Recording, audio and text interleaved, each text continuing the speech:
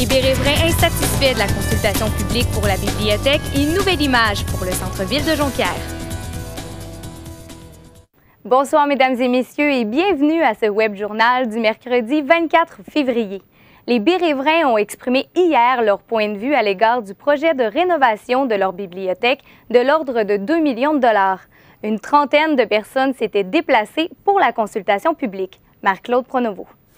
Un plan de rénovation de la bibliothèque de l'Abbé a été dévoilé hier lors d'une consultation publique. Un projet de 2 millions, subventionnable à 40 % et qu'on peut faire dans les prochains mois pour répondre à 100 % aux besoins de nos utilisateurs et utilisatrices. Malgré les promesses d'équipement à la fine pointe de la technologie, les salles multimédia ou le retour automatisé des livres, les usagers sont déçus. Ça n'augmente pas l'espace vraiment. Ça éparpille un petit peu plus les documents. Vous diminuez la collection. Au contraire, Mme Tremblay, on augmente. Vous diminuez la collection, savez-vous? Après les récriminations, certains citoyens ont tenu à apporter des suggestions. On n'a pas parlé de l'église Saint-Édouard. Pourquoi la municipalité ne profiterait pas de l'occasion pour faire une pierre deux coups? La base militaire, oui. Vous avez beaucoup de francophones et anglophones. Puis souvent, moi, je dis aux anglophones, si vous voulez des livres en anglais, à la bibliothèque de l'Abbé, il y a une belle collection. Je voulais juste savoir si vous avez gardé une section. À la suite de la période des questions, le président de la Commission des arts et de la culture, Jonathan Tremblay, croit qu'il est important de tenir compte des questions techniques et des idées. C'est sûr qu'on va écouter les citoyens réagir, on va écouter les commentaires, on va apporter des modifications qui sont réalisables. Si le projet est accepté, on aimerait que le projet soit fait pour 2017. Le projet de rénovation de la bibliothèque de l'Abbé est pour répondre aux besoins des usagers et éliminer les irritants. Toutefois, certains Bérésvrains restent sur leur faim. Marie-Claude Pronovo, ATM Nouvelles, Saguenay. Jonquière de son et de lumière sera au cœur de la nouvelle image du centre-ville de l'arrondissement de Jonquière. La conseillère Sylvie Gaudreault a dévoilé ce matin un projet pour le revamper. Antoine Lacroix, en quoi consiste cette initiative? Alors, Marie-Michel, il s'agit d'un projet de 100 000 $ pour souligner par une trentaine de petits événements la vie qui se déroule à Jonquière. Le but est de créer en fait un sentiment d'appartenance au centre-ville et de redonner vie à la rue Saint-Dominique. En fait, j'ai rencontré la conseillère Sylvie Gaudreault en avant-midi et elle explique que c'est grâce à des consultations publiques qu'on a pu s'arrêter sur le choix du logo et s'arrêter sur le choix du slogan qui est Jonquière de son et de lumière. On l'écoute. Alors, le côté culturel ressort beaucoup. Puis quand on jasait avec les gens, c'est ce que les gens nous disaient. Regardons toutes les forces que l'on a. Puis le côté festif est ressorti beaucoup. Antoine, qu'est-ce que ça représente, le logo et le slogan? En fait, le logo est de couleur verte pour représenter tous les efforts qui ont été mis pour l'environnement depuis les dernières années. Il représente également l'horizon de Jonquière vu depuis le Mont Jacob. On peut donc reconnaître l'église Saint-Dominique et la tour du cégep de Jonquière. Et le slogan, quant à lui, rappelle toute la vie qui se déroule à Jonquière. Et à quoi peut-on s'attendre comme événement pour souligner la nouvelle image du centre-ville de Jonquière? Alors, Sylvie Gaudreault nous a confié qu'elle nous a parlé d'un dévoilement qui va se tenir à la librairie Marie-Laura, où on va dévoiler une murale. Ça devrait se tenir dans les prochaines semaines. Et la conseillère a avoué qu'elle était ouverte aux suggestions venant du public. En fait, elle invitait les citoyens à venir proposer des idées pour souligner la vie de Jonquière, rappeler l'historique pour Jonquière.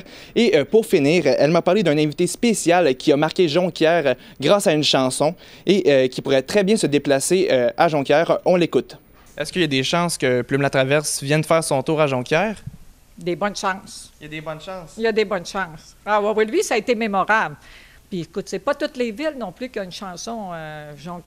Merci beaucoup, Antoine. Ça m'a fait plaisir. L'entreprise saguenéenne Chlorophylle va-t-elle survivre? La bannière pourrait bénéficier d'un nouveau sursis grâce à un prêt temporaire de 300 000 $ injecté par le Fonds d'action CSN et Capital Desjardins. Placée sous la protection de la loi fédérale sur la faillite depuis décembre, l'entreprise dit avoir remboursé 3 millions de dollars en 4 mois en fermant 3 de ses boutiques qui étaient déficitaires. À l'origine, ses dettes avoisinaient les 7 millions de dollars. Le jeune fugueur de 15 ans porté disparu, Angie Gagné, a été retrouvé sain et sauf ce matin grâce à la diffusion de sa photo dans les médias. L'adolescent de Saguenay se trouvait chez un ami et c'est la mère de ce dernier qui a contacté les policiers lorsqu'elle a constaté qu'il était recherché. Le jeune homme a été reconduit par les agents au centre d'accueil d'où il s'était enfui samedi dernier en fin d'après-midi. En réaction aux propos du docteur Mayou qui lui suggérait de démanteler la direction de la protection de la jeunesse, le maire de Saguenay, Jean Tremblay, a affirmé sur sa page Facebook que la DPJ n'était pas de sa responsabilité, contrairement au déneigement, à l'asphaltage et aux taxes. De son côté, la directrice régionale de la DPJ, Sonia Boivin, déclare que l'organisation aurait bien voulu intervenir concernant l'homme qui a mis enceinte à 5 reprises la fille de sa conjointe, mais qu'ils n'ont pas été informés de la situation puisque les gens ont peur de dénoncer. Pour sa part, la présidente directrice générale du Centre intégré universitaire de santé et de services sociaux du Saguenay-Lac-Saint-Jean, Martine Couture, a confirmé qu'une révision à l'interne était en cours dans ce dossier. Et d'ailleurs, Mme Couture a soutenu devant les membres du cercle de presse ce matin que l'équilibre budgétaire après des coupes de 18 millions de dollars pourrait être atteint au CIUS pour l'exercice financier en cours. Un reportage de Michael Demers. Est-ce qu'on a espoir d'atteindre cette cible-là? Oui. On a espoir d'atteindre la cible parce que c'est requis, l'atteinte de l'équilibre budgétaire. C'est un des piliers, en fait, de la réforme. Cette réforme, c'est la loi 10, pilotée par le ministre de la Santé, Gaétan Barrette, transformant les C3S en CIUS. Le retour à l'équilibre budgétaire était de mise. Pour y arriver, le CIUS du Saguenay-Lac-Saint-Jean a dû faire plusieurs compressions. Parmi ceux-ci, la standardisation de la fourniture médicale en chirurgie qui a permis d'économiser 460 000 $. Notons aussi la négociation de contrats d'achat en commun, la réduction du nombre de gestionnaires et l'utilisation de médicaments génériques. Également, pour évaluer les coûts, le CIUS de la région a décidé de se comparer au privé.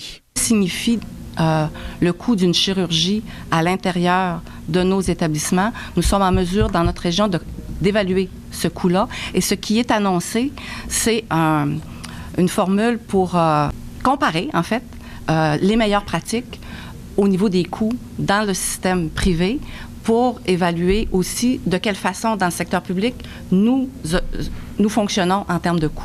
Mais malgré ces coupes, des investissements sont à venir. La rénovation de l'urgence dans le secteur Jonquière, stérilisation du côté de l'hôpital de Chicoutimi. Il y a un projet aussi en bloc opératoire pour l'hôpital de Chicoutimi. Il y a des projets aussi d'amélioration au niveau des CHSLD. On pense au CHSLD Métabetchouane. Donc, le processus de transition du C3S en CIUS n'est pas totalement complété.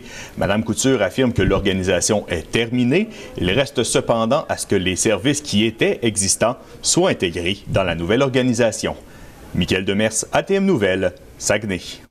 La nomination d'un 4e ministre de l'Éducation en à peine 2 ans, Sébastien Proulx, inquiète les élus des commissions scolaires.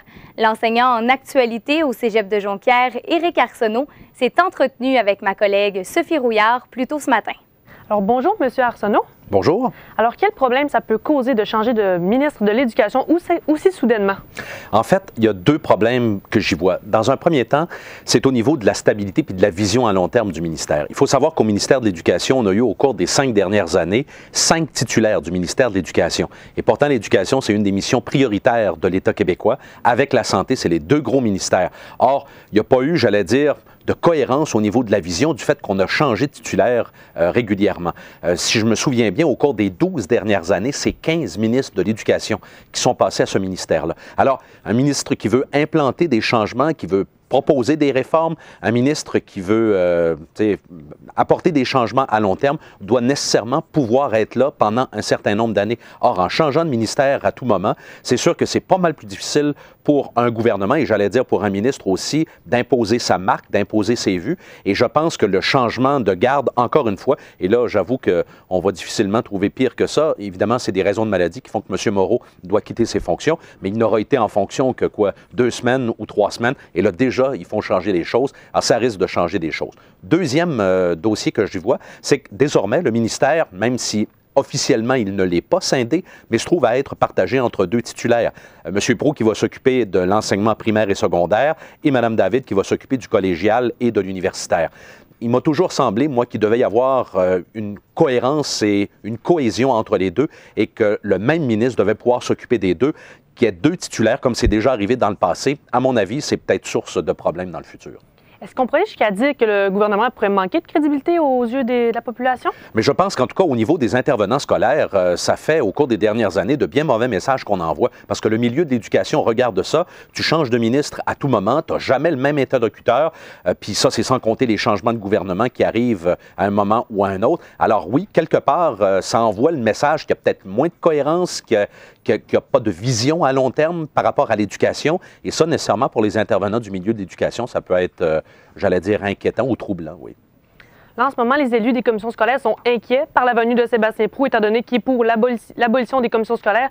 Donc, est-ce que vous pensez qu'ils ont raison d'être inquiets par ça? En fait, les commissions scolaires ont raison d'être inquiets depuis longtemps du gouvernement de Philippe Couillard, qui, depuis son arrivée, notamment avec le projet de loi 86 sur la gouvernance scolaire, veut changer le rôle des commissions scolaires. Théoriquement, les commissions scolaires demeurent, mais elles vont perdre très certainement une grande partie de leur pouvoir. Et doit arriver dans le décor M. Proulx, qui, effectivement, dans le passé, alors qu'il était avec l'Action démocratique du Québec, s'en faisait pas un mystère. Il était pour l'abolition pure et simple des commissions scolaires. Son discours a peut-être évolué avec le temps, ou en tout cas, c'est ce que cette semaine, il a essayé de nous faire croire. Mais il est clair et net qu'on a ici un ministre de l'Éducation qui est certainement beaucoup moins favorable au maintien des commissions scolaires.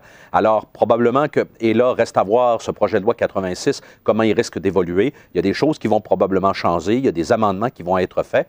Mais de voir que c'est quelqu'un qui ne croit pas nécessairement à ces commissions scolaires-là qui prend les rênes, oui, certainement que dans les commissions scolaires, on doit certainement avoir quelques inquiétudes. Est-ce que la venue de Sébastien Proulx, justement, pourrait aider l'avancement des choses au projet de loi? Puis ça pourrait aller plus vite? Bien, une chose est sûre, d'une part, il y a le fait que c'est un nouveau ministre qui arrive en fonction, et pas juste ça, c'est que dans le cas de Sébastien Proulx, c'est carrément un nouveau député, même s'il a une certaine expérience parlementaire du fait de l'ADQ, il n'en reste pas moins qu'il est tout nouveau avec le Parti libéral, il arrive dans ces nouvelles fonctions-là, et il hérite de ce dossier-là. J'ai cru comprendre qu'on allait repousser un peu la commission parlementaire sur le projet de loi 86 pour lui permettre de bien maîtriser le dossier, mais Sébastien Proulx est reconnu pour étant un fonceur, quelqu'un qui a une idée en tête, alors certainement qu'il va vouloir imprimer une nouvelle dynamique à ce dossier-là lorsqu'il en aura effectivement possédé tous les tenants et aboutissants. Parfait. Un gros merci, M. Arsenault. Plaisir. Le groupe Ségère fête ses 40 ans d'existence cette année. Pour l'occasion, la vice-présidente du développement consultatif, Héloïse Harvey, était l'invitée de la Chambre de commerce de Saguenay ce matin. Étienne Paré, lors de la conférence, Mme Harvey, est-ce qu'elle est revenue sur le parcours de l'entreprise qui a été fondée par son père? Oui, elle a rappelé évidemment le parcours de son père, Jeannot Harvey, qui a fondé cette entreprise-là en 1976. C'était dans le cadre des Jeux olympiques de Montréal. Depuis, l'entreprise s'est diversifiée dans le domaine de l'ingénierie.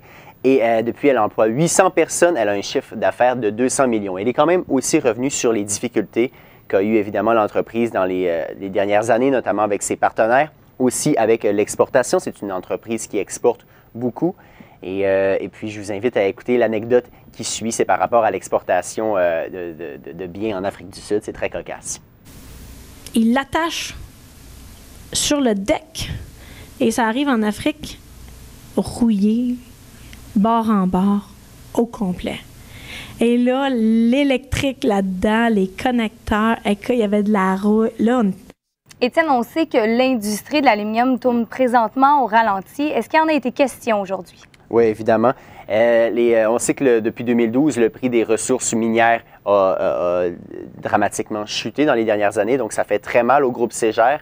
Et on sait aussi que la commission Charbonneau a frappé de plein fouet les entreprises de génie conseil, et ça a bien sûr touché le groupe Ségère, donc je vous invite à écouter Mme Harvey à ce sujet. Aujourd'hui, je suis pas capable de vous le dire. On a eu la commission Charbonneau dans les fesses, même si on n'a jamais été impliqué d'aucune façon. Ça a affecté le génie conseil au Québec de façon importante. Et quels sont les principaux défis qui attendent le groupe Ségère présentement?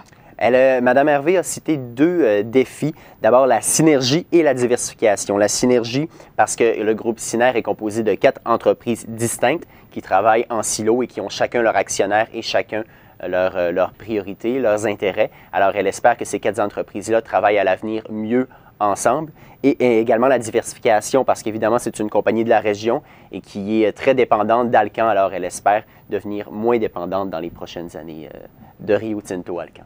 Est-ce qu'il a également été question de l'importance de garder les sièges sociaux au Québec? Sujet d'actualité, évidemment, avec la vente de Rona il y a 2 semaines. Elle a parlé de sa priorité de garder les 4 sièges sociaux dans la région, qui sont installés dans la région. Elle a été vivement applaudie par le parterre. On l'a vu dans les images parterre où se trouvaient José Néron et l'ancien député de Chicoutimi, Stéphane Bédard, notamment. Merci beaucoup, Étienne. Ça fait plaisir, Marie-Michel. Le Centre de formation professionnelle de Jonquière tenait aujourd'hui ses Olympiades. Les étudiants des formations de plomberie, d'électricité et de réfrigération s'affrontaient dans des épreuves techniques dans le but de terminer au sommet du classement. Un reportage de Joanie Doré.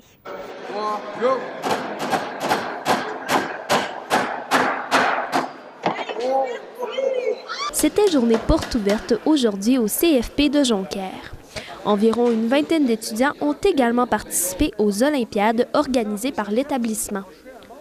À tous les 2 ans, des participants s'affrontent dans le but de représenter leur région à l'échelle provinciale et nationale. On a des bonnes candidatures à chaque année au niveau provincial. On a plusieurs gagnants au fil des années qui ont gagné, évidemment, des récipiendaires qui ont gagné des médailles. Donc oui, on est bien représenté régionalement au niveau de la province, voire même au niveau canadien. On a des gens qui ont terminé avec des médailles canadiennes dans les dernières années. Selon le directeur adjoint, les Olympiades sont une bonne motivation pour les étudiants des CFP. Pour nous autres, c'est démontrer que ce qu'ils font est important, démontrer que le métier qu'ils ont choisi a une valeur, puis en même temps de pousser le dépassement d'élèves, de leur montrer que non seulement c'est important de prioriser leur formation puis d'investir là-dedans, mais qu'ils peuvent aller plus loin que simplement de se trouver un emploi. Monsieur Bédard a également soutenu que l'événement contribue à agrandir la popularité des centres de formation professionnelle. Pour nous, c'est une vitrine qui est intéressante parce que c'est, sans dire que c'est tape à l'œil, c'est une possibilité pour nous autres de montrer à quel point que ce qu'on fait, ça peut être intéressant, puis même voir des fois, je dirais, spectaculaire, comme il y a des métiers qui sont peut-être un petit peu plus démonstratifs que d'autres, mais c'est certain que ça a un impact au niveau de l'augmentation de la clientèle qu'on peut avoir. Ceux qui remporteront leurs Olympiades pourront représenter la région du Saguenay-Lac-Saint-Jean lors des provinciaux qui se dérouleront au Centre de foire de Québec la 2e semaine de mai. Joanie Doré, ATM Nouvelles, Saguenay. Le policier de la sécurité publique de Saguenay, Philippe Lajoie, a été accusé hier de voie de fait simple pour une arrestation jugée excessive. En novembre dernier, le policier de 31 ans aurait utilisé une force plus grande que nécessaire lors de cette arrestation.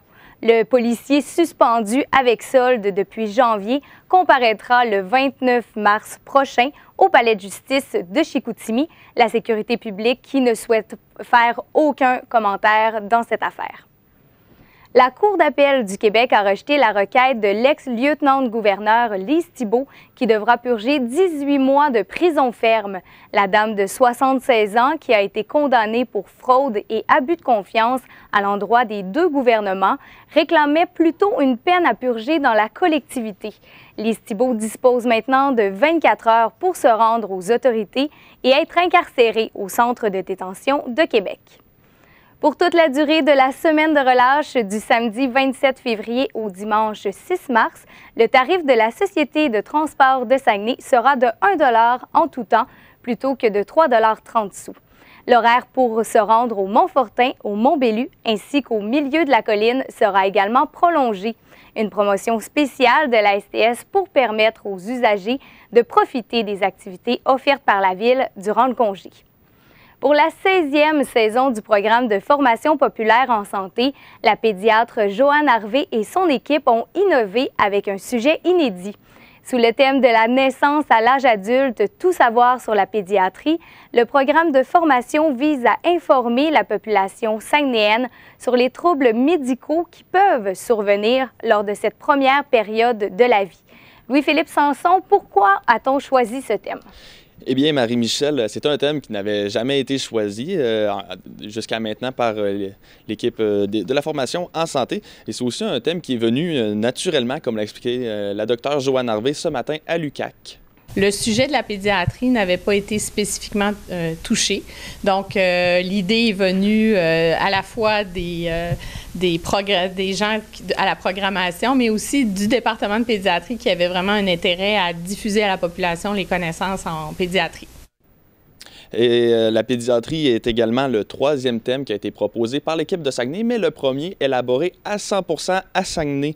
Il faut savoir que le programme de formation en santé est proposé par l'Université de Sherbrooke et ses programmes de médecine délocalisés de Saguenay, Longueuil et Moncton. Dans les dernières années, le cancer avait déjà été abordé à 2 reprises et après la vieillesse, la pédiatrie semblait tout naturel. On a même ouvert la porte à faire une deuxième édition pour la pédiatrie avec des thèmes complètement inédits. Et à qui s'adressent ces formations? Ça s'adresse à tout le monde, des personnes de tous âges, comme l'a expliqué Mme Harvey. Dans le fond, on le veut accessible à la population, donc la population générale qui a un intérêt auprès de sa santé, la santé des enfants, ça peut être des grands-parents aussi. Il peut y avoir aussi des intervenants du milieu scolaire, petite enfance, etc., qui pourraient être intéressés par les sujets. Donc, le but, c'est d'informer toute la famille sur les maux que peuvent affecter les enfants et aussi, ça peut servir pour des formations d'intervenants auprès des enfants, soit dans des CPE, des garderies ou des écoles. Et finalement, comment est-ce que c'est possible d'assister à ces formations? Les formations seront données dès le 5 avril, chaque mardi, de 19h à 21h à l'auditorium du pavillon principal de l'UQAC. Cette conférence et 8 conférenciers qui traiteront de différents thèmes allant de la psychologie à l'asthme, aux infections fréquentes et à l'adolescence, qui est la spécialité de Mme Harvey, seront abordés. Il faut s'inscrire pour assister à ces conférences au sésame.uqac.ca d'ici le 28 mars à 17h. Les prix varient entre 75 et 110 $, mais chaque conférencier le fait de façon volontaire et bénévole. Merci beaucoup, Louis-Philippe. Ça m'a fait plaisir, Marie-Michel. La comédienne originaire de Saguenay, Josée Gagnon, tournera dans le prochain long-métrage de Martin Laroche intitulé Tadoussac. C'est un beau cadeau pour elle qui s'est fait offrir le rôle sans audition. Elle était de passage sur le plateau plus tôt aujourd'hui avec ma collègue Marie-Pascale Fortier. Bonjour, Madame Gagnon. Le réalisateur Martin Laroche vous a offert un rôle dans son long-métrage Tadoussac. Qu'est-ce que ça représente pour vous? Bien, ça représente surtout un beau cadeau, en fait, parce que comme on me l'a offert sans que j'ai eu à faire d'audition, c'est une grande marque de confiance. Alors ça, c'est vraiment juste de par les films que j'ai envoyés des documents de trucs que j'avais faits, puis bon, ça l'a convaincu visiblement. Ça fait que c'est surtout un beau cadeau, puis l'occasion de faire mon travail. Ça fait que comme ça arrive pas de façon aussi régulière, on est en région, puis même à Montréal, c'est plus compliqué pour une comédienne de tourner. Il n'y en a pas de temps qui tourne tout le temps. Fait que c'est surtout un beau cadeau. Et vous avez joué dans plusieurs séries québécoises. Quelle est l'expérience qui reste la plus marquante pour vous jusqu'à ce jour? L'expérience la plus marquante, chaque expérience est assez marquante. En fait, c'est un peu plate comme réponse, mais c'est vrai parce que c'est tout le temps des nouvelles équipes, donc on apprend toujours de façon différente. C'est toujours riche en toutes sortes d'émotions puis en apprentissage. Mais c'est sûr que Virginie, ça a été pour moi une grande école puis une expérience avec les 90 épisodes que j'ai fait là-bas en 4 ans. Bien, ça a été, veux pas, ma plus grande école. Puis avec une équipe aussi grande, aussi large, puis on devient une famille parce qu'on se côtoie, on se voit tous les jours. Fait que ça a été vraiment une expérience merveilleuse. Mais jouer dans Fortier, même si mon rôle n'était pas gros, ça a été une expérience qui m'a marquée aussi de par le fait que c'était tellement différent comme façon de tourner entre une quotidienne et une télésérie qui se rapproche beaucoup plus du cinéma. Donc, ça a été une expérience là, qui m'a beaucoup enrichie. Ça m'a montré justement qu'on pouvait travailler de différentes façons puis qu'on n'abordait pas les projets de la même manière. Oui. Puis vous avez travaillé longtemps à Montréal. Pourquoi vous avez décidé de revenir au Saguenay? Pour les enfants! J'avais une fille, puis j'habitais dans le quartier gay. Ça faisait 12 ans que j'étais à Montréal. Puis j'ai un conjoint qui vient d'ici. Alors on a décidé que... Puis comme la précarité de ce travail-là, qui est immense, on a décidé de s'en venir ici puis d'élever nos enfants ici. Alors maintenant, j'ai 3 filles et je suis vraiment très heureuse de pouvoir les élever au Saguenay. Et comment vous occupez votre horaire depuis que vous avez quitté Montréal? Bien, en fait, j'ai un horaire, c'est ça, j'ai l'impression d'avoir la plus belle vie du monde, en tout cas celle que je me suis un peu construite, fait que je suis vraiment heureuse. Je m'occupe de mes 3 enfants, puis à travers ça, bien, j'ai mis sur pied avec une de mes amies Clown Thérapeutique Saguenay. Donc, un travail de docteur clown où on travaille beaucoup avec les personnes âgées, on travaille sur l'estime de soi avec des costumes des années 50, quelque chose de très raffiné, très chic, où on travaille sur l'estime de soi, comme je l'ai dit. Donc, c'est vraiment quelque chose qui m'occupe m'occupe vraiment beaucoup et qui me prend surtout très à cœur. Donc, on travaille avec les enfants malades aussi. Alors, ça prend beaucoup de mon énergie puis de mon cœur. Sinon, ben, je fais du théâtre, je fais des courts-métrages, du cinéma de façon plus ponctuelle. Puis, donc, j'ai l'impression d'avoir le meilleur un peu, puis de ne pas être toujours en espèce de demande, de vouloir jouer à tout prix. J'ai diversifié un peu mes sources, puis ça me plaît vraiment beaucoup. Est-ce qu'il y a quelque chose qui vous manque de la vie à Montréal? Certains restaurants, les épiceries, les fruiteries, c'est niaiseux, les poissonneries, les choses fraîches, tu as autre possibilité que les IGA. Ça me manque vraiment. Puis le fait aussi que personne te connaît quand tu te promènes, pas que je suis connue, pas dans ce sens-là, mais on connaît tous quelqu'un quand on se promène au Saguenay. Donc, cette espèce de côté un peu plus anonyme de tu peux te promener toute une journée sans parler à personne, je trouve ça intéressant aussi. Puis, il y a des projets aussi que je vois passer, là, que je fais, si j'étais là-bas, je me serais débattue pour être dedans. Fait qu'il y a des petites affaires. Et de retour au film Tadoussac, quand est-ce que le tournage va commencer? En fait, eux, ils commencent à tourner, je crois, la première semaine de mars. Ils tournent un peu tout le mois de mars. Nous, moi, je vais arriver parce que comme mes scènes sont toutes avec Isabelle Blais, vu que j'ai le rôle de sa meilleure amie, donc elle va être là, elle est disponible du 15 au 23, donc mes journées de tournage vont fitter avec les siennes. OK. Et ça va être quoi un petit peu votre rôle, là? Bien, c'est ça, comme j'ai dit, c'est sa meilleure amie.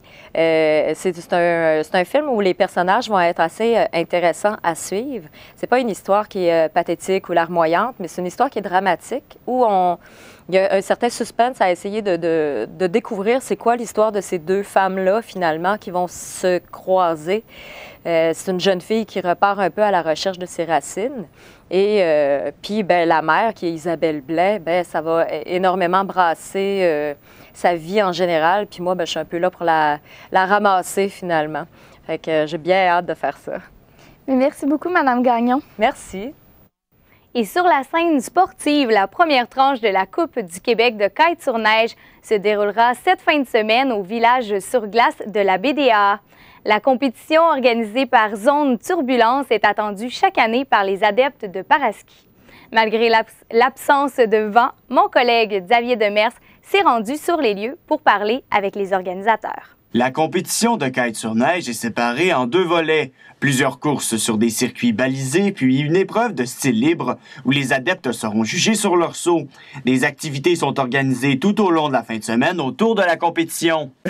La programmation, ça débute vendredi soir. Il va y avoir un kite night.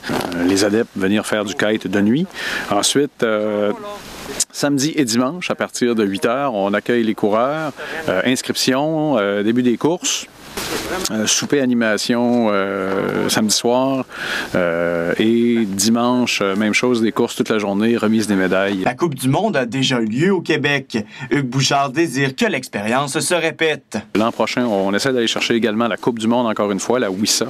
L'amateur de ski cerf-volant Carl Baudouin explique quant à lui les meilleures conditions météorologiques pour la pratique du sport. Je dirais comme aujourd'hui, avec un soleil, la surface est vilaine un peu. Au début de saison, la surface était mieux, était plus lisse, moins... parce que c'est très, très dur sur les jambes actuellement. On s'attend à voir des conditions autour de, je te dirais, peut-être 25 à 40 km/h de vent. Tant que vous êtes en bonne forme physique, le kite sur neige est une activité que vous pouvez pratiquer sans problème. Des plus jeunes aux plus vieux, tous viennent ici pour pratiquer le sport. On peut commencer très très jeune. 8 à 10 ans est en mesure de débuter le kite, là. Puis jusqu'à... Soit on a des gens qui pratiquent ici régulièrement dans la région qui ont 75 ans. La compétition de kite sur neige se tiendra vendredi, samedi et dimanche sur la BDAA. La finale, quant à elle, aura lieu à Charlevoix du 18 au 20 mars. Xavier Demers, ATM Nouvelles, Saguenay. À un an, jour pour jour, de la 52e finale des Jeux du Québec d'hiver à Alma, le comité organisateur a inauguré aujourd'hui la Maison des Jeux Rio Tinto Alcan. Les locaux permanents de l'organisation sont situés sur la rue Sacré-Cœur-Ouest, aux terrasses des Cascades. Dans la prochaine année, une cinquantaine d'employés permanents et plusieurs bénévoles y travailleront pour préparer l'arrivée des 4500 athlètes et de leurs accompagnateurs qui participeront aux Jeux du 24 février au 4 mars 2017. Après avoir subi un revers de 2-1 contre l'Océanique de Rimouski hier, les Saguenayens devront patienter avant de confirmer leur place en séries éliminatoires. Les Bleus pourront tenter leur chance à nouveau vendredi prochain, alors qu'ils recevront le Titan d'Acadie Bathurst. Les élites de Jonquière continuent leur parcours vers la Coupe Jimmy Ferrari ce soir au Foyer des loisirs.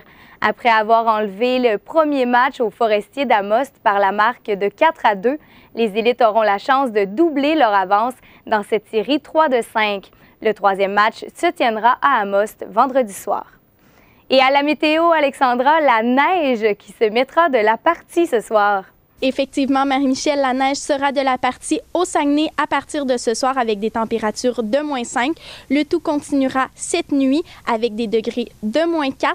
Pour ce qui est de demain matin, il fera -2 avec de la pluie verglaçante. Donc, il faut être très prudent sur la route. Pour ce qui est du lac Saint-Jean, -8 ce soir avec de la neige, -6 cette nuit avec la neige qui continue. Et demain matin, la pluie verglaçante aussi avec des degrés de -2. Merci Alexandra. Merci mesdames et messieurs d'avoir été des nôtres. C'est un plaisir de vous informer jour après jour. À demain.